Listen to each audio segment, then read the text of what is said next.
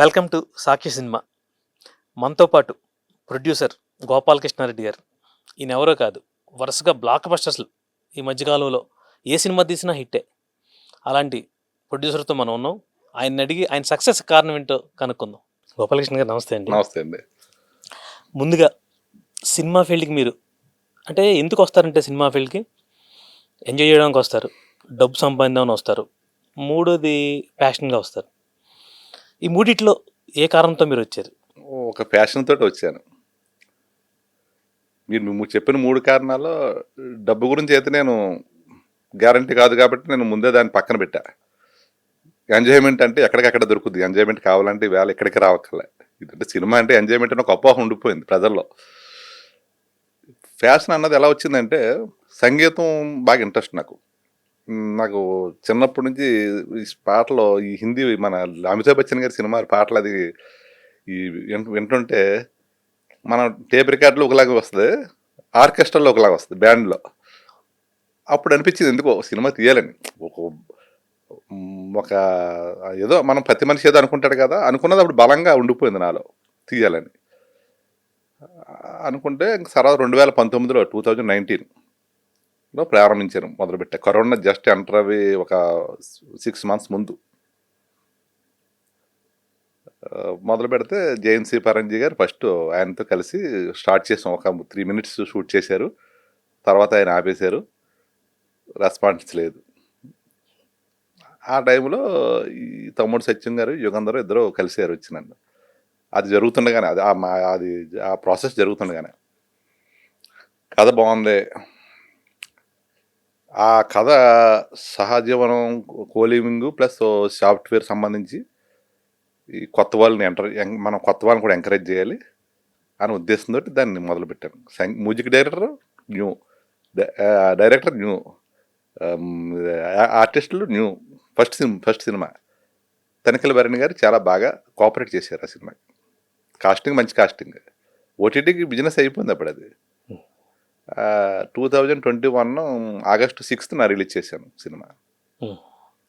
చేస్తే థియేటర్లో అయితే పెద్దగా అది పెర్ఫార్మ్ చేయలేదు. కరోనా నుంచి అప్పుడే బయటకు వస్తున్నారు జనం.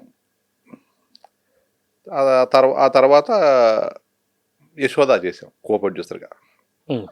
అది చేసిన తర్వాత యశోద కృష్ణప్రసాద్ గారు, సమంత సమంత. మీరు ఎలా ఎంటర్ అయ్యారండి? అక్కడ తెలిసిన ఆయన ఒక ఆయన ఉండి దానికి కొంచెం అది చిన్న బడ్జెట్లో చేద్దామని వాళ్ళు ఆలోచిస్తున్నారు, మీరు కలిస్తే బాగా చేద్దామని అన్నారు. అప్పుడు కాళ్ళు సాయి పల్లవ్ గారు ఎవరిని పట్టుకుని చిన్న బడ్జెట్లో ప్లాన్ చేసుకుంటున్నారు. నేను వెళ్ళిన తర్వాత సమంత గారికి అడ్వాన్స్ ఇచ్చాం. ఇచ్చిన తర్వాత చాలా బాగా పెర్ఫార్మ్ చేసిన సినిమా. ఓటీటీలో చాలా బాగా వెళ్ళింది, థియేటర్ వెళ్ళింది అఫ్కోర్స్. కాకపోతే ఈ ఓటీటీలో హిందీలో విపరీతంగా వెళ్ళిందండి. అది చేశాను, సక్సెస్ అయ్యాను అక్కడ. తర్వాత తిరుమాణిక్యం అని తమిళంలో సముద్రకాని గారి హీరోగా ఇద్దరు కలిపి చేసాం. అది G5 కొనుక్కున్నారు. తెలుగులో ఏంటండి టైటిల్? ఇంకా తెలుగులో రిలీజ్ చేయలేదు మేము. ఇప్పుడు దాన్ని హిందీ తెలుగు అడుగుతున్నారు. అది తర్వాత అది రీమేక్ చేసుకుంటామని అడుగుతున్నారు. మరి ఓటీటీ అయితే జీలో ఉందండి, అది G5లో ఉంది. ఈ 3 సినిమాలు డబ్బులు వచ్చినాయి మీకు? బ్రేక్ ఈవెన్ అవుతుందండి. బాగా యశోద వచ్చినాయి డబ్బులు. ఏమండి మరి డబ్బులు పెడితే పోద్దని తెలుసు కదా మీకు? తెలుసు, సినిమా ఫీల్డ్ తెలుసు. అయినా కూడా ఎందుకు రిస్క్ చేశారు? ఎందుకంటే మీరు సక్సెస్ఫుల్గా బిజినెస్లు రన్ చేస్తున్నారు. అవునండి. అయినా కూడా ఎందుకు రిస్క్ చేశారు? అంటే ఎవరు ఇష్టపడ్డు కదా, సినిమా ఫీల్డ్ అంటే డబ్బు పోద్దని తెలుసు. ఇష్టపడరాని సంగతే. నేను వచ్చే ముందు మా శ్రేయోభిలాషులు ఉంటారు కదా, నేను ఇప్పుడు ఇక్కడ వరకు ఎదిగానంటే నాకు ఏదో ఒక 5-10 మందో, కొంతమంది నాకు ఆప్తమిత్రులు ఉంటారు. వాళ్ళందరూ కూడా మౌనంగా వద్దు ఎందుకు వచ్చింది అని ఒక కంటితోటి చెప్పారు నాకు. అనవసరం, ఆ ఫీల్డ్ చాలా ప్రమాదం అని చెప్పారు. అంటే ఇందులో గమ్మత్తుందండి. నేను వచ్చే ముందు కూడా నేను రామ్ గోపాలవరం గారు మనీ సినిమా చూస్తే అందులో తనిఖీల భరణి బ్రహ్మానందం పాత్ర ఉంటుంది, నిర్మాత ఎలా మోసపోతాడు అన్నది. అది అలా అవకూడదు అనుకున్నాను ఫస్ట్ నుంచి. నేను చాలా జాగ్రత్తగా చేయాలని అనుకుని చిన్న బడ్జెట్తో మొదలు పెడితే మనకు లైన్ దొరుకుతుంది. ఫస్ట్ ఇంట్రడ్యూస్ అవ్వాలంటే మనం ఏదో ఒక మంచి మూవీ పడాలి మనకి. నేను డైరెక్ట్గా ఇండస్ట్రీకి వచ్చి అందరినీ కలిసి నేను సినిమా తీస్తున్నాను అని చెప్పలేను. ఎవరిని కలకుండా ఇలాగ మన దగ్గరికి వచ్చేవారు అందరూ, మనం ఎవరిని కలలే వెళ్ళి. నాకు ఇది కావాలని ఎవరిని అడగలేదు నేను. అవకాశాలు అవే వచ్చినాయి. ఫ్యాషన్ అంటే ఇక్కడ ఏమవుద్ది, నా డబ్బు నాకు పోకూడదు ఫస్ట్ పాయింట్. అదే ఫ్యాషన్గా పెట్టుకున్నాను. ఇన్కమ్ కోసం నేను అడగట్లే ఏమొస్తుందని. అప్పుడు తిరుమానిక్కం కూడా కథ చాలా బాగుంది. కొత్త డైరెక్టర్, అది తమిళ అతను చాలా బాగా చేశాడు. తమిళలో బ్రహ్మాండంగా ఆడింది. రెవెన్యూ అన్నది ఏంటంటే అది థియేటర్కల్గా పెద్దగా రావట్లేదండి. ఓన్లీ ఓటీటీ బేసే అది జరుగుతున్నాయి. అంటే చాలామంది రెవెన్యూ థియేటర్ అంతే ఇంత అని అనుకుంటారు, కానీ నా అనుభవం మీద అయితే వేలలో లెక్కెట్టచ్చు సంవత్సరం మీద రెవెన్యూ చేసినాయి థియేటర్లో. ఏమంటే ఇప్పుడు మీకు సినిమాకి పెట్టుబడి పెడితే, సినిమా అంటే ఒక రీల్ మీకు ఒక 10 కోట్లు 5 కోట్లు పెడితే ఒక రీల్లో ఉంటుంది. అవునండి, బిజినెస్ అయితే ఒక ఇండస్ట్రీ రూపంలోనో ఒక బిల్డింగ్ రూపంలోనో ఉంటుంది కదా, ఉంటుందండి. అదన్నా మిగులుద్ది. అవునండి, ఇది అది కూడా మిగలదు. మరి మీకు ఏమనిపించిందండి? జాగ్రత్తగా చేసుకుని దీనికి మెయిన్ అండి మూడు అండి. ఇందులో ఫైనాన్స్, డిసిప్లిన్ ఫస్ట్ పాయింట్. మనం ఎంత బడ్జెట్ పెట్టాలి, అది ఎక్కడ వేస్ట్ అవుతుంది, ఆ వేస్ట్ అవ్వకుండా ఎంత అరెస్ట్ చేయగలం, ఎంత తక్కువలో ఎక్కువ సినిమా చూపించగలం అన్నది ఫస్ట్ పాయింట్. రిలీజ్ డేటు ఒకటి ఇంపార్టెంట్, డైరెక్టర్, ఈ 3 కరెక్ట్గా సెట్ అవుతే సినిమా అయితే పోదు అని నాకు గట్టి నమ్మకం. అంటే మీకు ఇప్పుడు ఫుల్ గ్రిప్ వచ్చేసింది అంటారు సినిమా తీయడంలో. అంటే నేను ఓవర్ కాన్ఫిడెన్స్గా నేను అంటలేదు, కానీ నాకు తెలిసిన విషయాలు అయ్యి అక్కడ ఆ 3 చేసుకుంటే ఖచ్చితంగా మాత్రం మనం విన్ అవుతామండి. ఇవాళ సక్సెస్ అవుతామంటే ముందు బ్రేక్ ఇవ్వడం అవడమే కదా సక్సెస్ అవడం అంటే. అంటే చిన్న సినిమాలు తీయడం బెటర్ అంటారా, పెద్ద తీయడం బెటర్ అంటారా? అంటే కాంబినేషన్ సెట్ చేసుకోవడం బెటర్ అంటారా? కాంబినేషన్ సెట్ చేసుకోవడం, కమర్షియల్ అయితే కాంబినేషన్ సెట్ చేసుకోవడం బెటర్.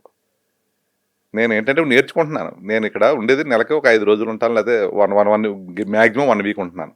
నేను అక్కడ ఆ బిజినెస్ మానుకుని ఇక్కడ ఉండలే, అది చేస్తా, ఇక్కడ ఎవరో ఒకరిని పెట్టుకుని నేను అలాగా నడిపిస్తా ఇక్కడ దాకా వచ్చాను. నేను 21లోనే నేను చెప్పాను, నేను స్టేజ్ మీద చెప్పేసాను ఇలాగ వాటి మనకి ఓపెన్గా విలేకరులు ఏదో అడిగితే ఇందులో డబ్బుల గురించి ఇలాగ అడుగుతారు కదా, అమౌంట్ మీరు లెర్న్ చేద్దామని వచ్చారు, ఇందులో అమౌంట్ జనరేట్ చేద్దాం ఏంటని అడిగితే, నేను డబ్బులు సంపాదించానని అయితే రాలేదు, కొత్త వాళ్ళకి అవకాశం ఇచ్చి వాళ్ళు నా సినిమా ద్వారా వాళ్ళు ఉన్నత స్థాయికి వెళితే నన్ను గుర్తుపెట్టుకుంటారు, అదొక ఆస్తి కింద భావించి నేను కొత్త వాళ్ళని ఎంకరేజ్ చేస్తా. నేను కంటెంట్ నమ్ముతాను, డైరెక్టర్ నమ్ముతాను, ఆ రెండే. ఆర్టిస్టులు నమ్మను నేను. మరి ఇప్పుడే కాంబినేషన్ సెట్ చేయాలా, చేస్తే బాగుంటున్నారు, ఏమైనా సెట్ చేయనా ట్రై చేశారా కాంబినేషన్? నేను ఎప్పుడు దానికి ఏం చెప్తున్నాను, కమర్షియల్గా అయితే కాంబినేషన్. ఇప్పుడు నేను చేసేదాన్ని ఒక పేరు తెచ్చుకుని సినిమాలే చేశాను. మీరు గమనించండి ఒకసారి, తిరుమానికి కొత్త డైరెక్టర్, కొత్త వాళ్ళతో చేసాం. తర్వాత కా సినిమా కొత్త డైరెక్టర్లు. అది ఇప్పుడు మీరు కా సినిమా అంటే గుర్తొచ్చిందండి. కా సినిమాలో ఉన్న ఆ చిదంబర రహస్యం మాకు చెప్తారా? అంటే మీరు నా క్వశ్చన్ మీరు అర్థం చేసుకోండి. కా సినిమాలో ఒక చిదంబర రహస్యం ఉంది, అదేంటి చెప్తారా? అడగండి, అదేంటో మీరే అడగండి. పాయింట్ ఇండస్ట్రీలో అనుకోవడం ఏంటంటే, మీకు కా సినిమా విపరీతమైన లాభాలు తెచ్చిపెట్టింది అని అనుకుంటారు, మీరేమో నేను కాదు అంటారు. అంటే ఏం జరిగింది? కా సినిమా కొంచెం మేకింగ్ ఎక్కువైపోయిందండి, దానికి బ్రేక్ ఏమైంది తప్ప దాంట్లో నేను ప్రాఫిట్ అయితే ఏం రాలేదు నాకు. అది కూడా చాలామంది చెప్పకూడదాం ఇక్కడ ఇండస్ట్రీలో అన్నారు. అది ఎందుకు చెప్తున్నానంటే, కొత్త నిర్మాతలు ఇలాగ వచ్చేస్తే కావాలి అని డబ్బులు అని చెప్పి వాళ్ళు వచ్చేస్తున్నారు ఇందులోకి. వాళ్ళు అడగలేరు నన్ను, వాళ్ళు ఊహించుకుంటున్నారు ఇంత వచ్చేసిందని, తర్వాత ఇబ్బంది పడతారు. అందుకని నేను వాళ్ళు ఇబ్బంది పడకూడదని ఇక్కడ చెప్తున్నా. సినిమా అయితే హిట్ అయ్యింది, మనకి బ్రేక్ ఈవెన్ అయింది అంతే. వాళ్ళకి అందులో ఉన్న ఆర్టిస్టులకి భవిష్యత్తు ఇవాళ బాగుంది. ఇవాళ డైరెక్టర్లు అయితే పెద్ద బ్యానర్లోకి వెళ్ళారు. ఆ కృతజ్ఞతతో నాకు సినిమా చేయడానికి వాళ్ళు ఒప్పుకున్నారు ఆ డైరెక్టర్స్. హీరో కూడా అతను పెద్ద సినిమాలు చేసుకుంటున్నాడు. అంతకుముందు ముందు ఏంటి, తర్వాత ఏంటన్నది ఒకసారి చూడండి అందులో ఆర్టిస్టుల పరిస్థితి. కాదండి, మీరు వేసిన ఆ పోస్టర్ మీద వేసిన అన్ని అబద్ధాలు అంటారా? ఆ కోట్లు అని వేశారు కదా, అన్ని కోట్లు వచ్చింది, అన్ని కోట్లు కలెక్ట్ చేసిందని. అంటే ప్రతి ప్రొడ్యూసరు ఆ పోస్టర్ మీద వేసే అంకి తప్పు అంటారు మీరు? నేను తప్పేనంటాను.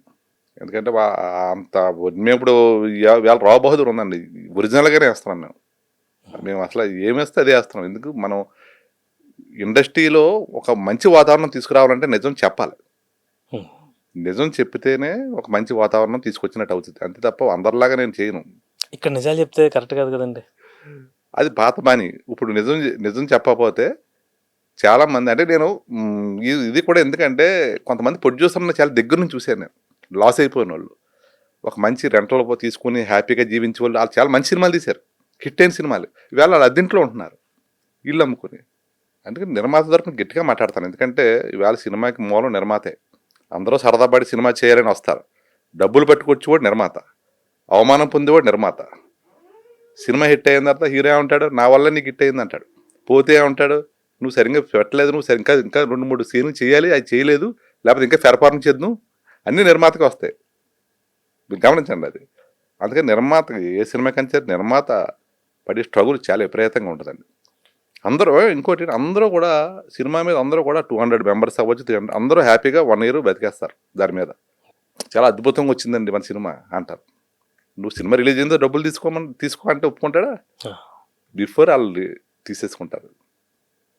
అక్కడే మీకు నిర్మాతకి ఉన్న పరిస్థితి ఏంటన్నది మీకు అర్థం చేసుకోండి. అంటే ఇప్పుడు నిర్మాతనే ఒక క్యాషియర్ అంతే. అంటే అది నిజమే. అంతే. మీరు ఎలా ఫీల్ అయ్యారు? నేను ఎలా ఫీల్ అయ్యానంటే, వాళ్ళ పద్ధతి వాళ్ళదే, మనం దీన్ని మార్చుకుంటే వెళ్దాం. కొత్త నిజాయితీ పరులు ఇంకా ఉన్నారు కదా, అందరూ అలా లేరు, కొంతమంది నిజాయితీ పరులు ఉన్నారు. వాళ్ళని పట్టుకుని ఈ ప్రొడక్షన్ కాస్ట్ ఎంత తగ్గించుకోగలిగితే అంత సేఫ్లో ఉంటాం. ఇంచుమించుగా నా ఉద్దేశం అయితే 20-30% వేస్టేజ్ అయిపోతుందండి సినిమా మేకింగ్లో. లేదా అంత బడ్జెట్లో అవ్వదండి. ఆ మేకింగ్లో చాలా వేస్టేజ్ అయిపోతుంది. మరి రెమ్యునేషన్ గురించి ఏం చెప్తారు? రెమ్యునేషన్ హీరోలు తగ్గించుకోవాలా ఇంకా? అంటే దాన్ని ఏమన్నా, ఇప్పుడు మీరు ప్రతి సినిమాకి ప్రతి నిర్మాత నేను లాస్ అయిపోయాను, లేదా నాకు బడ్జెట్ ఎక్కువైపోయింది, లేకపోతే చాలా ఖర్చుతో కూడుకుంది అని చెప్తారు. కానీ మీరు మరి ఆర్టిస్టుల రెమ్యునేషన్ విషయాలు ఇప్పుడు మీరు అంత జాగ్రత్త, హీరో ఎంత అడిగితే అంత ఇస్తున్నారుగా మీరు. మనం ఇప్పుడు దాకా చేసినవన్నీ కూడా మనం ఏమిస్తే వాళ్ళు తీసుకున్న వాళ్ళనే చేసాం. మనం ఏమిస్తే అది వాళ్ళు అడిగింది నేను ఇచ్చినట్టు కాదు, నేనేమిస్తే అది వాళ్ళు తీసుకున్నట్టే జరిగింది. ఇప్పుడు రేపు పొద్దున్న మీరు పెద్ద సినిమాకి వెళ్ళారు అనుకోండి, ఆ హీరో ఎంత అడిగితే అంత ఇవ్వాలి. అంటే అక్కడ మన బ్యానర్ ఇప్పుడు 6th మూవీ రావు బహదూర్ నాది, 6th మూవీ. ఇంకా 2 మూవీస్ సెప్టెంబర్ అక్టోబర్లో రిలీజ్ కొన్నాయి. 2 కథలు ఓకే చేసుకున్నాను. అక్కడ 10 నెంబర్ అవుతుంది నాకు. 11th నెంబరు పెద్ద హీరోతో చేస్తానండి, అలా పెట్టుకున్నా నా ప్లాను. ఎందుకంటే కథలో చాలా విపరీతంగా విన్నాను నేను ఏదో కొత్త పాయింట్ పట్టుకుని ఏదో దాంట్లో ఏదో నా పరిజ్ఞానంలో, నా కొద్దిపాటి పరిజ్ఞానంలో నేను వెతుక్కుని పెట్టుకున్నాను పక్కనే. ఈ 10 మూవీస్ నాకు ఎక్స్పీరియన్స్, నాకు పునాది, ఫౌండేషన్, ఇండస్ట్రీలో గుర్తింపు. ఇవాళ రావు బహదూర్, నేను ఇప్పుడు దాకా చేసిన సినిమాల్లో రావు బహదూర్ విపరీతమైన గుర్తింపు వచ్చింది నాకు. ఎందుకంటే కొత్త కాన్సెప్ట్, నిర్మాతగా మీరు ఎలాగ ఉన్నారు, కథ ఎలాగ అర్థమైంది మీకు అని అడుగుతున్నారు. అడుగుతుంటే కథ అర్థమవుతుంది అంటే మరి నేను బాగానే అర్థమైంది కదా నాకు అనుకుంటున్నాను. ఇప్పుడు సినిమా ఇప్పుడు ఇవాళ ఎంతమంది ఎక్కడెక్కడోళ్ళో ఫోన్ చేసి సినిమా ఒక చిన్న సినిమా కాదు ఇది, చాలా విషయం ఉంది సినిమాలో అని చెప్తుంటే, రావు బహదూర్ సినిమా అందరికీ అర్థం కాలేదని ఒక టాక్ అయితే వచ్చిందండి. సినిమా బాగుంది కానీ అందరికీ అర్థం కాలే. అంటే మీరు ఎందుకు ఈ ఇంటలెక్చువల్ మూవీ ఇలాంటి మూవీని ఎందుకు ఎంచుకున్నారు? ఇది ఒక డ్రామా, మన సైకలాజికల్ డ్రామా. కొత్తదనం ఎత్తుకుంటాను నేను. కొత్తదనం ఎత్తుకోవడంలో ఈ కథ నాకు నచ్చింది. కానీ ఇంకోటి ఏంటంటే మహేష్ బాబు గారికి వాళ్ళకి కూడా ఇది బాగా నచ్చింది. లేకపోతే ఆయన ప్రజెంట్స్ ఇచ్చారంటే దాన్ని బట్టి లేదు, పోనీ మనం మంచి కమర్షియల్గానే వింటాం అనుకోండి, ఒక 50 కోట్లు 100 కోట్లు పెట్టి సినిమా చేస్తాం, దానికి ఏమైనా గ్యారంటీ ఉందా?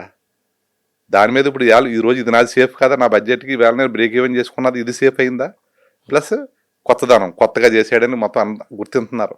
ఎక్కడ కూడా పెద్ద పెద్ద డైరెక్టర్లు మా వాళ్ళకి ఫోన్ చేసి, మీరు మామూలు సినిమా తీయలేదు, ఇది ఇంటర్నేషనల్గా వెళ్ళిపోద్ది సినిమా అంటే, ఇతర దేశాల్లో కూడా డబ్బింగ్కి వెళ్ళే అవకాశం ఎక్కువగా ఉందండి ఈ సినిమాకి. అంటే మీకు కథలో ఏమి నచ్చిందండి? అంటే సత్యదేవ్ గురించి అని తీసారా? ఆ కథ ఇది ఖచ్చితంగా హిట్ అయ్యే సినిమా అనిపించి తీసారా? ఖచ్చితంగా హిట్ అయ్యే సినిమానే తీశానండి. సత్యదేవ్ ఈ సినిమా లేకపోతే సత్యదేవ్ అతను ఉన్నటువంటి టాలెంట్ బయటికి రాదు. ఈ సినిమా చూసిన తర్వాత సత్యదేవులు ఇంత టాలెంట్ ఉందని అందరూ ఆశ్చర్యపోతాం. 95% అతనిదే ఇవాళ సినిమా టాలెంట్ పరంగా. సత్యదేవ్కి మార్కెట్ ఏమి లేదండి. లేదు. రెండోది ఏంటంటే సరైన బ్రేక్ కూడా రాలా. అయినా కూడా మీరు ఎందుకు అంత ఎక్స్పెక్ట్ చేయవలసి వచ్చింది? బ్రేక్ ఇచ్చాం కదండి, ఇప్పుడు బ్రేక్ ఇద్దామని ఇచ్చాం. ఇలాంటి స్టోరీకి అతనే సూటబుల్ అని పెట్టుకున్నాం, బ్రేక్ ఇచ్చాం. అలా అయితే మీరు చాలా మంది హీరోలకి బ్రేక్ అవ్వాలి. మరి కా సినిమా కూడా ఇచ్చాం కదండి. అంతకుముందు 2 ఫ్లాప్లు ఉన్నా కా సినిమాతోటి, అంటే ఎంతో కొంత మీరు సినిమా తీసే టైంకి అతను ఎంతో కొంచెం గుర్తింపు ఉన్న హీరో కదండి. అవునండి. అంటే మాకు బిఫోర్ 2 మూవీస్ కూడా బాగా ఫ్లాప్ అండి. నన్ను చాలా భయపెట్టారు, నువ్వు ఇంత బడ్జెట్ పెట్టేస్తున్నావు అని. ఇండస్ట్రీలో ఆఫీసుల్లో అనుకున్నారు, ఎవడి ప్రొడ్యూసర్ ఎవడు ఎంత పెట్టేస్తున్నాడో, అసలు ఏంటి ధైర్యం ఏంటి, ఆ మార్కెట్ లేదు. మార్కెట్ అప్పటికేం లేదండి. అంటే ఇంత బడ్జెట్తో సినిమా ఎవరు చేశారు అప్పటికి? బడ్జెట్తో సినిమా తీయకపోయినా కిరణ్ అబ్బవరం మొదటి సినిమా నుంచి ఎంతో కొంత సేఫ్ జోన్లోనే ఉన్నాడు. అదే ఈ రెండు నా ముందు 2 సినిమాలు అయితే ఘోరమైన ఫ్లాప్లు అండి. ఓకే. నా తర్వాత కూడా దిల్ రూబా అటర్ ఫ్లాప్, మామూలు ఫ్లాప్ కాదు. ఆ సినిమాకి నేను చాలా రిస్క్ చేశాను. ఎందుకంటే కేవలం డైరెక్టర్లు వాళ్ళ కథ నాకు నచ్చి అది మీరు ఇండస్ట్రీలో చాలా మంది పేర్లు పెట్టారు నాకు, ఏదంటే ఎంత బడ్జెట్ పెడుతున్నాడు, ఏం ధైర్యం చూసి పెడుతున్నాడు, చాలా అవహేళనగా మాట్లాడుకున్నారు. నాకు బయట వాళ్ళు చెప్పేవారు, ఆఫీసులో ఉన్న వాళ్ళు చెప్పేవారు మీ గురించి ఇలా అనుకుంటున్నారు అంటే, సరే టీము బాగానే చేస్తున్నారులే మనం అనుకున్నాం, మరి మనం ఏం చేస్తాం అంటే నిజంగా సినిమా ఫెయిల్యూర్ అయితే అదే అంటారు. హిట్ అయిన వాళ్ళని ఏమంటారండి, హిట్ అయింది కాబట్టి అతను బాగా చేసాడు తెలివైనడు అంటారు అంతే. హీరో ఎలా ఉంటాడండి మీతో? హీరో బాగానే ఉండేవాడు, ఆయనకి మీకు బాగా అలాంటి ఎలాంటి ఇబ్బంది లేదు, బాగానే మనతో చాలా గౌరవంగానే చూసేవాడు, అంత బాగానే చేసేవారు. అదే వాళ్ళు ఏంటంటే మనకి ఈ కమర్షియల్ లెక్కల్లో ఫెయిల్ అయ్యారు తప్ప అతని వరకు అతను మన గౌరవంగానే చూసేడు నన్ను, బాగా వెళ్తాడు. యశోద టైంలో సమంత్ గారితో ఇంటరాక్షన్ ఉండేదా మీకు? లేదండి, 2 సార్లు మాట్లాడాను అంతే. నేను ఫస్ట్ నుంచి కొంచెం ఈ కట్అవుట్లు వేయించుకోవటం, ఈ పబ్లిసిటీకి కొంచెం దూరంగా ఉంటాను నేను నా పుట్టినరోజు అంటేనే ఊళ్ళో ఉండను, నేను ఎక్కడో సెల కట్టేసి తిరుపతిలోనే ఉంటాను నేను. అంటే అది ఎందుకో ఫస్ట్ నుంచి ఇప్పుడు సినిమా ఫీల్డ్లోకి వచ్చిన తర్వాత కూడా ఆ ప్రెస్ మీట్లో అది మాట్లాడాలన్నా ఎందుకు లేదు, మనం ఇంకా 2-3 ఇట్లు బాగా కొట్టిన తర్వాత మాట్లాడదాం, ఇప్పుడు ఎందుకు అంటే ఇప్పుడు ఎవరు కానీ నాకు కొంచెం అంత గొప్పగా వెళ్ళాలనే లేదండి అసలు. అంటే ఆ ర్యాప్ మెయింటైన్ చేయరా ఎవరితోనూ? చేయలేదండి, అది ప్రొడ్యూసర్ కావాల్సింది అదే కదండి. కానీ నేను మంచి కంటెంట్తో వెళ్ళినంత సేపు నాకు ఇంక ర్యాప్ అక్కర్లేదు. ఇప్పుడు పెద్దవాళ్ళని సెలబ్రిటీని కలుస్తుంటాం, కలిసినప్పుడు మన డబ్బులు మన ఫైనాన్స్తో మన సినిమా తీయాలి తప్ప ఎవరో కూడా ఓకే గుడ్ గో హెడ్ అంటారు తప్ప అంతకన్నా మనకి పెద్ద ఉపయోగం ఏముంటుంది చెప్పండి. సత్యదేవత ఎలా ఉండదండి? సచిదేవ్ చాలా చాలా బాగా మంచోడండి. అతను నిర్మాత దగ్గర పెర్ఫార్మెన్స్ చూపించాడు కాదు, తెర మీద చూపించే మనిషి అతను, చాలా మంచోడు. సత్యదేవ్ ఆ సినిమాకి అతను పడ్డ కష్టం చూస్తే ఈ సినిమాతో మంచి లిఫ్ట్ రావాలి అతను, కానీ నేను కోరుకునేవాడిని. నేను ఎప్పుడు కూడా సినిమా తీసినప్పుడు నాకేమొస్తే నాకు కాదండి, ఈ ఆర్టిస్టులు అందరూ నా ద్వారా వెళ్తున్నారు, వీళ్ళంతా కదా బాగుండాలి అని చెప్పి ఆలోచిస్తాను. అందుకని మహా వెంకటేష్ కూడా అతను నేనంటే చాలా గౌరవంగా చూస్తాడు ఆయన. అంటే ఆ సినిమాకి నేను ఒప్పుకుంటాం మొదలు పెడతాం జరిగింది. మీరు మహా వెంకటేష్ అంటున్నారు కాబట్టి గుర్తొచ్చింది, 2 సినిమాలు చూసారండి ముందు 2 సినిమాలు? నేను కేఆర్ఎఫ్ కంచరపాలెం చూశాను, ఉమామహేశ్వర్ ఉగ్రరూపేసి చూశాను. కేఆర్ఎఫ్ కంచరపాలెం నాకు మైండ్లో అలా గుర్తుండిపోయింది సినిమా. కాదండి, మామూలుగా కమర్షియల్ ప్రొడ్యూసర్ ఎవరో కూడా అతనితో సినిమా తీరు, ఆ 2 సినిమాలు చూసినోళ్ళు. కానీ మీరు రిస్క్ చేశారు, ఎలా ఎందుకు చేశారు? అతను తీస్తాడని నమ్మకం ఉండి తీశానండి. అతను ఖచ్చితంగా తీస్తాడు. ఇప్పుడు బాగా గ్యాప్ వచ్చింది. ఈ రావు బహదూర్ అయితే అతను తప్ప అంత ఆ బడ్జెట్లో ఎవరు చేయలేరండి. నిర్మాతను పాడు చేయలేదు అతను. బడ్జెట్ అంటున్నారు, డబ్బులు వచ్చినాయండి? డబ్బులు రికవర్ అండి. మేము అప్పుడే థియేటర్ రిలీజ్ ముందే మాకు ఓవర్సీస్, ఈ మన ఆడియో ఓవర్సీస్ని తర్వాత ఇదేదండి మన ఓటీటీ బిజినెస్ అయిపోయింది. 80% అప్పటికే రికవరబుల్. అంటే ఈ మధ్యకాలంలో రికవర్ అయిన ప్రొడ్యూసర్ మీరు ఒకరే చూస్తున్నాను అయితే, అంతే అనుకోవాలి. ఏంటి రహస్యం? మిగతా వాళ్ళు చెప్తే ఇండస్ట్రీలో కొంచెం వాళ్ళు కొంచెం అలర్ట్గా ఉంటారుగా. రహస్యం ఏముందండి, మెయిన్ ఫైనాన్స్ ప్లానింగ్ అండి. దీనికి ఫైనాన్స్ ప్లానింగ్, ఆర్టిస్టులతో డైరెక్టర్లో ఉన్న ప్రతిభ, రిలీజ్ డేట్ ఒకటి మెయిన్. రిలీజ్ డేట్ ఇంపార్టెంట్ అండి. ఆ రిలీజ్ డేట్ విషయంలోనే ఇంకా నేను సరైనగా జరగలేదు నేను అనుకున్నట్టు ఇప్పుడు వరకు. డేట్ అదే డిలే అయిపోతున్నాయి నాకు. మేము సినిమా కూడా సెప్టెంబర్ 6 వేసుకోవాలండి, వినాయక చవితికి సినిమాలు లేవు, అది డిలే చేశారు. అక్టోబర్ 31 దీపావళి రోజు రిలీజ్ చేసాం.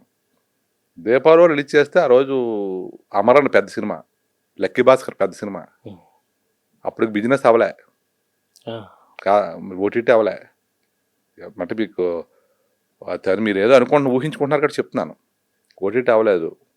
థియేటర్లు కూడా ఒక ఆయన తీసుకున్నారు, ఆయన కూడా డౌట్ పడిపోయాడు. రేపు రిలీజ్ అనగా ఎవరు నేను వదిలేస్తానని కొంచెం నా భయం వేస్తుందని భయపడిపోతే, ఇంత పబ్లిసిటీ చేసి రేపు రిలీజ్ పెట్టుకుని ఎక్కడ పోతాం అని చెప్పి నేను వస్తే ఇవ్వండి లేకపోతే లేదు, మీరు రిలీజ్ చేసామని చెప్పాను నేను. అదే అంత రిస్క్ చేశాను నేను.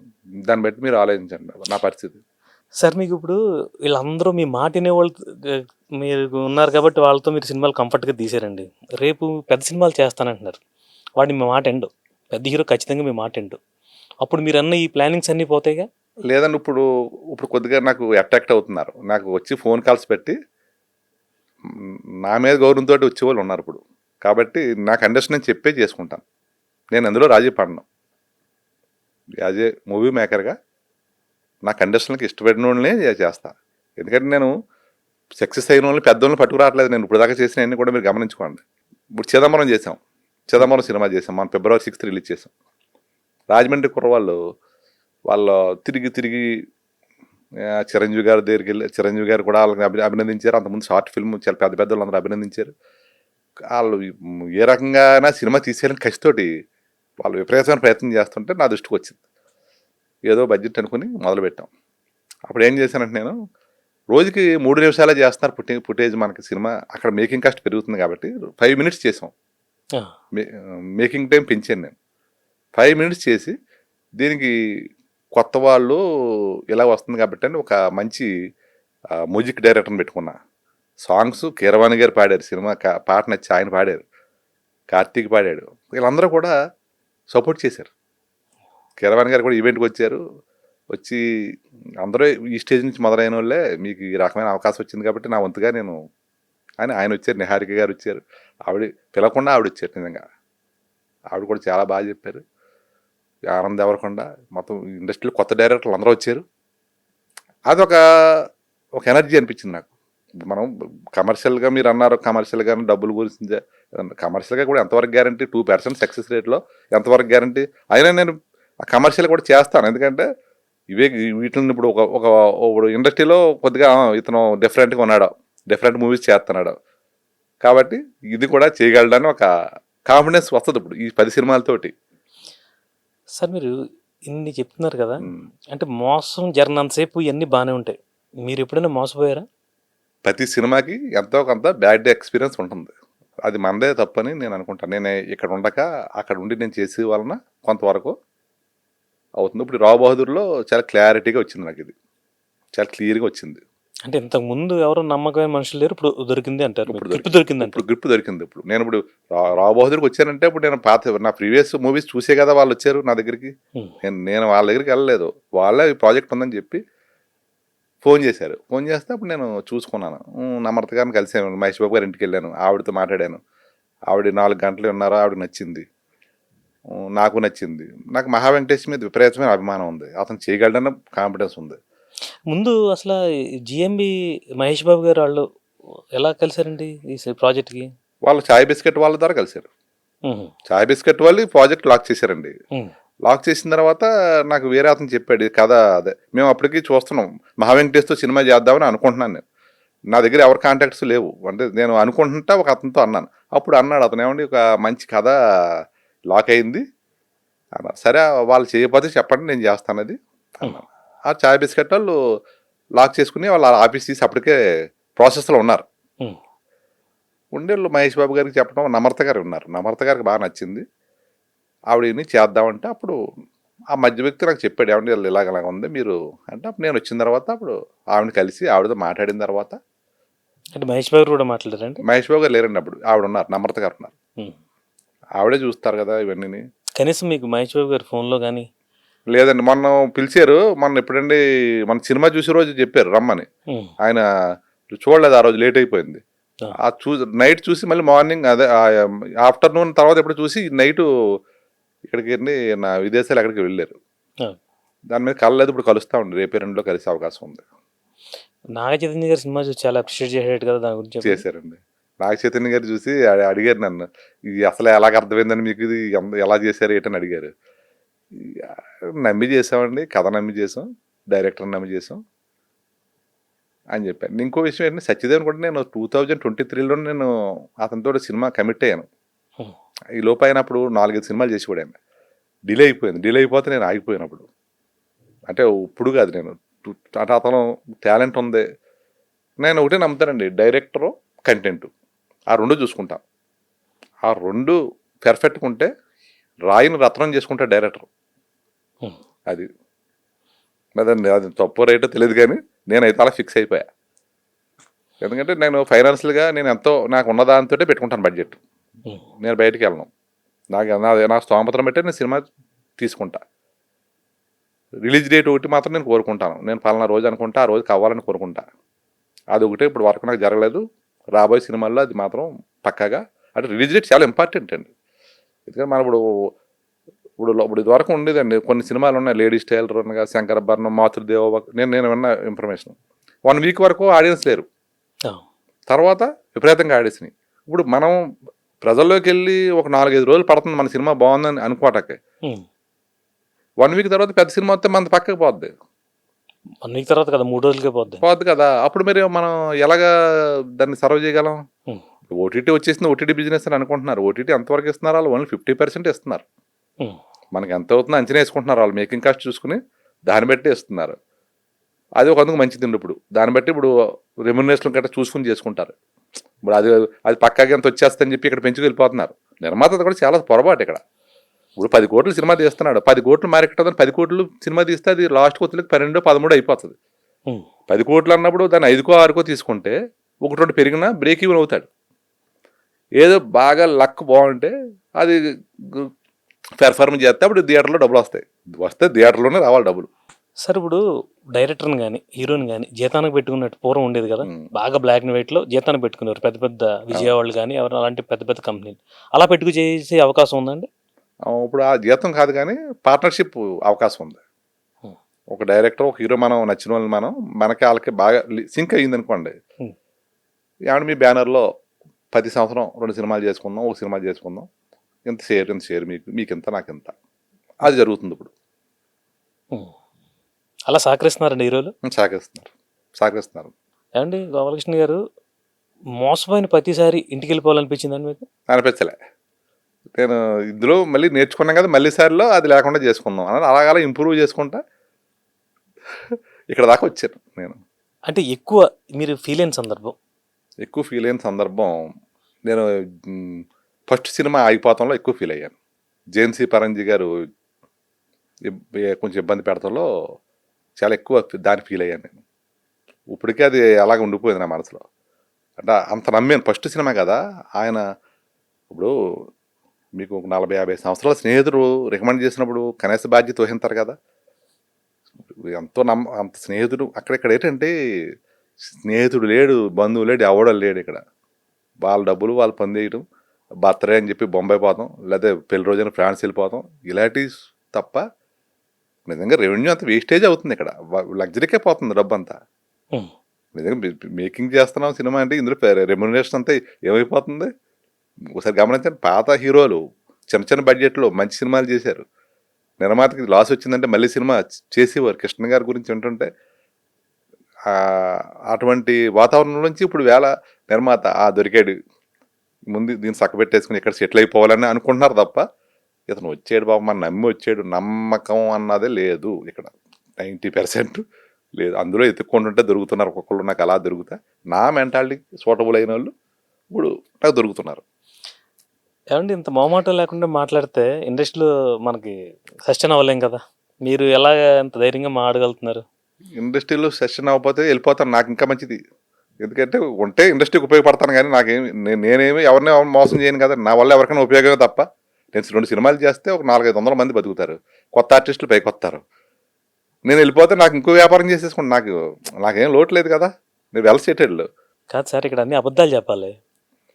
చెప్పేవాళ్ళు చెప్పొచ్చు కానండి, నేను నిజం చెప్పవలసిందే. ఎందుకంటే ఇప్పుడు కొంతమంది నిర్మాతలని దగ్గర నుంచి చూస్తే వాళ్ళ యొక్క వ్యధ, వాళ్ళ దీన గాథ, వాళ్ళ పరిస్థితి చూస్తే ఇటు సినిమా పోయి, డబ్బులు పోయి, ఇంట్లో విలువ పోయి, వాళ్ళు ఏదో ఒక దీపాన్ని చూసి దీపం పురుగు వచ్చి గుద్దుకుని కింద పడిపోయినట్టు పడిపోతారు, కనబడరు వాళ్ళు. ఇంకో పురుగు వచ్చి దీపాన్ని గుద్దుకుంటుంది. ఆకర్షణ ఇది బిజినెస్. మనం ఓపెన్గా చెప్పాలండి. ఇండస్ట్రీలో నాకు వ్యతిరేకం వస్తే వెళ్ళిపోతాను, నా పని నాకు ఉంది. ఇప్పుడు మీరు పోస్టర్లో ఇన్ని కోట్లను వేసారు, ఇది కాదంటున్నారు. అలా అబద్ధాలు కదా, సినిమా అంటే అబద్ధాల మీద నడిచేది ఒక వ్యవస్థ ఇది. దాన్ని నిజంగా నేను నిర్భయంగా మాట్లాడతాను ఎవరిని కూడా ఇక్కడ ఉంచలేదు, ఎవరు కూడా. ఏమంటే ఎప్పటికైనా చేంజ్ రావాలి. నిజం చెప్తాం వల్ల కొంతమంది కూడా ఇలా అభినందిస్తున్నారు. చేంజ్ రావాల్సిందే ఖచ్చితంగా. అది అన్నాళ్ళండి అబద్ధంతో. ఇది ఒక కళాఖండం. ఇది ఇప్పుడు సినిమా అన్నది ఒక కళ. ఎవరైనా సంగీతం ఇష్టం కాబట్టి సినిమాలకు వచ్చాను. నేను ప్రతి సినిమాలో నా పాటలు బాగుండేలా చూసుకుంటాను. నేను సంగీతం ఇంట్రెస్ట్ ఉంది. ఇలాంటి కళాఖండం నిర్మించాలన్నప్పుడు నేను డబ్బు కాకుండా ఒక కొత్త ఆర్టిస్టులని లేకపోతే కొంతమందిని ఆ, ఉద్ధరించడాకో ఏదో చేయటానికి నేను వచ్చాను. అటువంటి అప్పుడు మనం మోసం అన్నది చేస్తే ఇంకా చాలామంది నిర్మాతలు ఇబ్బంది పడిపోతారండి. అప్పటికిప్పటికి చాలా చేంజ్. ఎందుకంటే మేకింగ్ కాస్ట్ అమౌంట్ విపరీతం అయిపోయింది. సినిమా మేకింగ్ కాస్ట్ పెరిగిపోయింది. వాళ్ళు ఉన్న పొలం ఇల్లు తాకట్టు పెట్టి వచ్చి తర్వాత వాళ్ళు ఎక్కువ ఏదో ఇబ్బంది పడతారని చెప్పి నేను ముందుగా చెప్తున్నాను. అంటే నాకు చాలామంది చెప్పారు. వాళ్ళు చెప్పింది నాకు నేను నమ్మలేదు అప్పుడు. స్టార్టింగ్లో ఎళ్ళకు నువ్వు, ఇందులో చాలా ప్రమాదం ఉంది అని చెప్తే మన వాళ్ళు, మన ఊర్లో ఉన్నవాళ్ళు, మన ప్రాంతంలో ఉన్నవాళ్ళు వాళ్ళకి ఏం తెలుస్తుంది ఇలాగంటారేంటి అని అనుకున్నాను నేను. అంటే వచ్చిన తర్వాత జాయిగా అందుకనే నేను చిన్నది మొదలుపెట్టాను. అసలు ఏంటని తెలుసుకోవటానికి. నాకు ఓటీటీ అంటే ఏంటి, శాటిలైట్ అంటే ఏం తెలదు ఇందులో గుర్తులకి. అసలు ఏం తెలదండి. చిన్నగా మొదలుపెట్టా. మొదలు పెడితే ఒకటి తెలుస్తా. ఇప్పటికి ఒక రావు బహదూర్ తోటి ఒక సీట్లు అయ్యాను నేను. అదండి మంచి సక్సెస్ కొట్టారు. సక్సెస్ కొట్టామండి. వేళ ఇది ఒక మామూలు సినిమా కాదని అందరూ రివ్యూస్ అయితే మనం చూపించాడు మా శరత్ అక్కడ సక్సెస్ మీట్లో. చూసారో లేదో మీరు? అంటే డైరెక్టర్లు కానివ్వండి, పెద్ద పెద్ద హీరోలు కానివ్వండి, ఏంటిది ఎలా వీళ్ళంత ధైర్యం ఎలా తీశారు ఇందులో అంటే కొత్తగా నెవర్ బిఫోర్ అన్నది. మీరు ఏం ప్రిపేర్ అయ్యి రాకండి, మామూలుగా రండి అని చెప్పాం మేము. ఎక్కడ అబద్ధం చెప్పలేదు. నేను కూడా ఏమన్నాను, నచ్చితే చూస్తారు లేకపోతే మనం ఫోర్స్ చేయలేము అని చెప్పి అంత నిజం ఎందుకు చెప్పామండి? అబద్ధం అన్నది ఏదో సందర్భానుసారం ఎప్పుడైనా ఒక తప్పకపోవచ్చేమో, కానీ నేనైతే నిర్మాత మనిషిని కాబట్టి నిర్మాతలు మోసపోగలదని చెప్పి నేను ఖచ్చితంగా. వాళ్ళు ఊహించుకుంటున్నారు ఇందులో ఏదో వచ్చేస్తుందని. రండి చేయండి సినిమా. ఇలా కాదు, ఒక మేనేజర్ ఏ స్థాయిలో అయితే పని చేస్తాడో ఆ స్థాయిలో ప్రతి రూపాయి మీరు చేతితో పట్టుకెళ్ళి మీరు ఇచ్చుకోండి. డైరెక్ట్గా మాట్లాడి హీరోలతో చేసుకోండి. మధ్యలో వ్యవస్థలు కాదు. అలా చేసుకున్నప్పుడు మీకు మేకింగ్ కాస్ట్ ఖచ్చితంగా తగ్గుద్ది. అలా చేస్తేనే సినిమా చేయాలి. లేదు మనం ఎవరికి ఇచ్చేసాం అలా చూసుకుంటారంటే ఇంటికి వెళ్ళిపోవచ్చు, ఉండక్కలే ఇక్కడ. నా అభిప్రాయం అయితే. ఇండస్ట్రీలో పెద్ద ఆయన సినిమా చూపించారా చిరంజీవి గారికి? చిరంజీవి గారికి వెళ్ళింది ఆయన నిన్న చూడాలి. నిన్న లేట్గా వెళ్ళిందంట లింకు. ఈవేళ చూస్తారని చెప్పారు ఇందాకైతే. సార్ ఇప్పుడు పెద్ద హీరో చేతిలోకి ప్రొడ్యూసర్ కానీ డైరెక్టర్ కానీ ఎందుకు చేతిలోకి వెళ్ళిపోతున్నాడు సినిమా మొదలైన తర్వాత? ఇంకా తన పట్టు ఉంటలా. ఇంక ముందు మీరు ఇన్ని చెప్తున్నారు కానీ మీరు వన్స్ పెద్ద హీరోతో సినిమా స్టార్ట్ చేస్తే ఆటోమేటిక్గా ఆయన అండర్లోకి వెళ్ళిపోతున్నాడు, డైరెక్టర్ కానీ ప్రొడ్యూసర్ కానీ. సినిమా మొత్తం ప్రాజెక్టే పెద్ద హీరో చేతిలోకి వెళ్ళిపోతుంది. పెట్టుబడి పెట్టేది వేరు, మీకు అక్కడ జరిగేది వేరు. అంటే వాళ్ళు దీన్ని ఎలా చూస్తారు మీరు? నేను అక్కడ ఎలా చూస్తానంటే, పెద్ద సినిమా అంటేనే పెద్ద హీరో. అక్కడ మీరు పెద్ద హీరో అంటే ఆ ఆర్టిస్ట్ని బట్టి వాళ్ళని సినిమా నమ్మి పెడుతున్నారు కాబట్టి అతను అక్కడ ఆ హీరో మాట మీదే కొంతవరకు వెళ్తుంది. ఇప్పుడు ఎందుకంటే వాల్ పోస్ట్ మీద ఆ హీరోని చూసి ఓపెనింగ్స్ ఎందుకు వస్తాయండి? మీరు బాగా గమనించండి. ఇప్పుడు మేము ఇప్పుడు సత్యదేవతో చేసాం. థియేటర్ ఓపెనింగ్ ఎప్పుడు లేదు ఆయనకి. మేము ధైర్యంగా చేసాం, ఏదో వచ్చింది, ఓపెనింగ్ వచ్చింది. పెద్ద ఆర్టిస్ట్ ఉంటే ఏమవుతుందండి, వెంటనే 3 రోజుల్లో వచ్చేస్తుంది openings. Minimum 1 week 15 days 2 weeks నడిచిపోద్ది సినిమా. కాబట్టి పెద్ద హీరో మీరు డేట్లు ఎక్కడ దొరుకుతున్నాయండి? ఇప్పుడు ఉన్నవాళ్ళు వేల మీద ఉన్నారు పెద్ద హీరోలు. వాళ్ళకి కంటిన్యూగా బ్యాక్ టు బ్యాక్ ప్రాజెక్టులు ఉన్నాయి.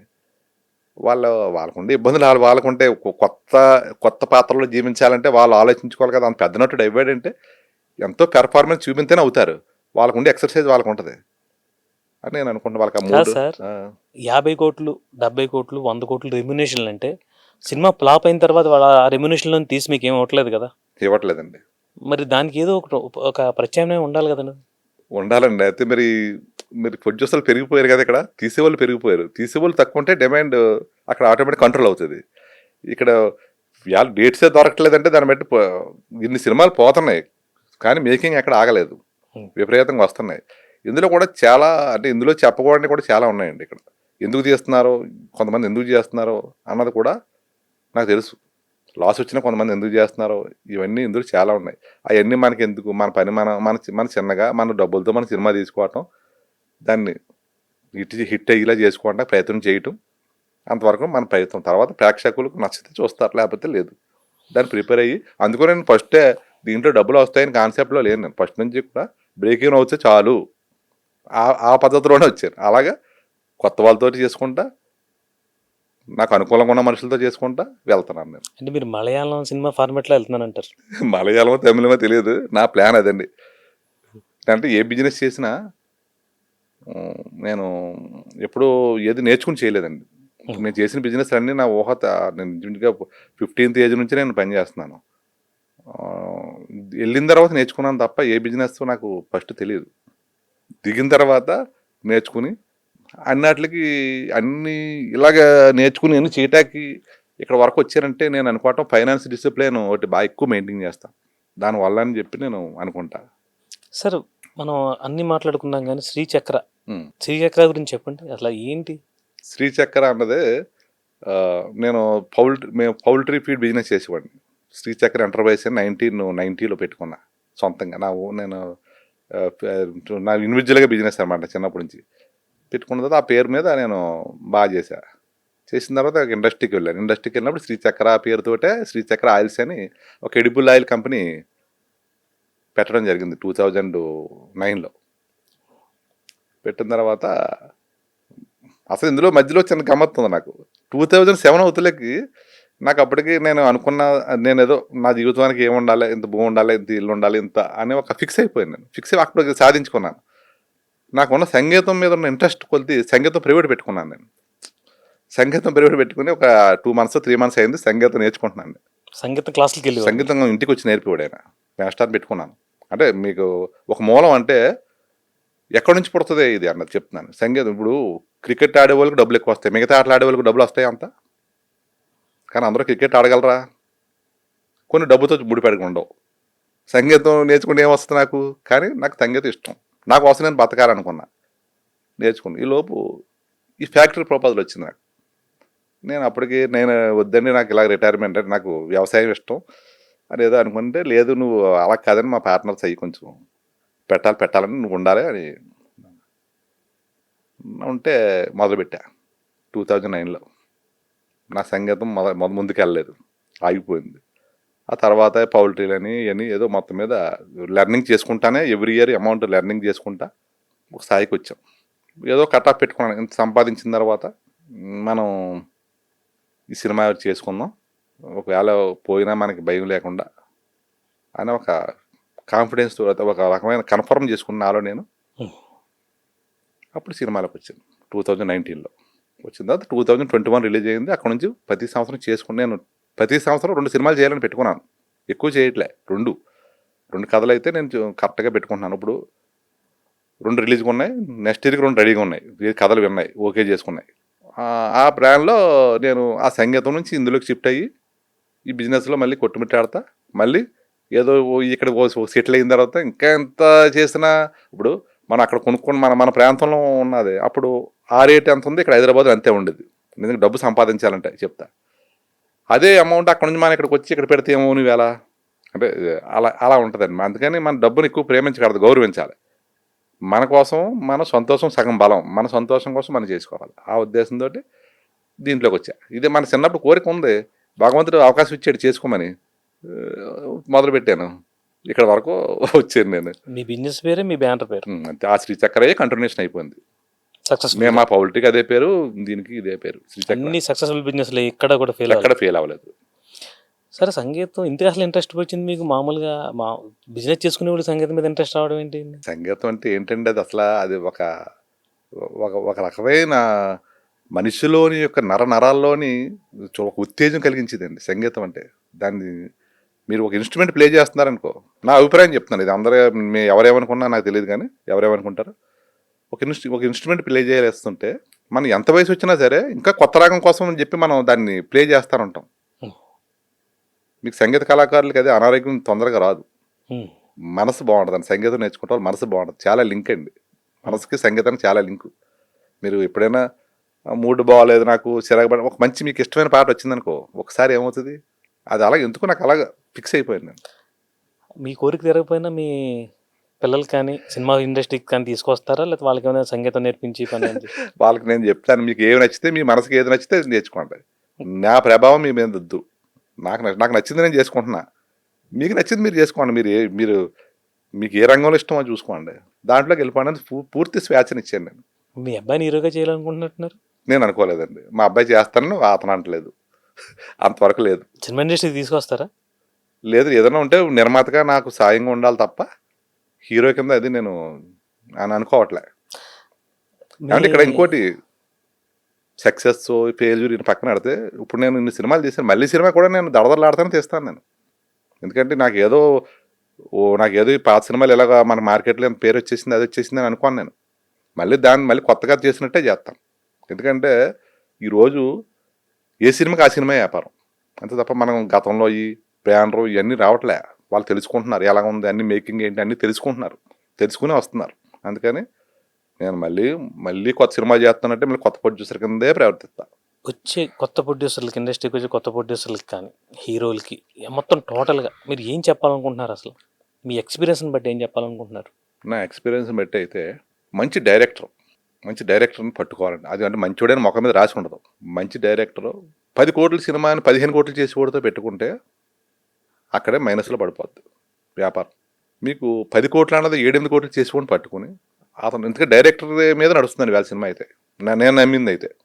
ఎందుకంటే అతనే దాన్ని ఆ సీన్లు అవన్నీ అతనే నిర్ణయించుకుంటాడు. అంత క్రియేటివిటీ అంతా అతని దగ్గర ఉంటుంది. హీరోకి అతని పాత్ర చెప్పి అతను నటింపు చేసుకుంటాడు అతను. అంతేనా? డైరెక్టర్ హీరో అంటారు. అంతే, డైరెక్టర్ కంటెంట్ ఇలా లెక్కలైతే కదా. అంతే. కానీ నేను డైరెక్టరే నమ్ముతాను. డైరెక్టర్ కంటెంట్ బాగుంటేనే అతను పెర్ఫార్మెన్స్ కూడా అది హీరోతో చేయించుకోగలడు.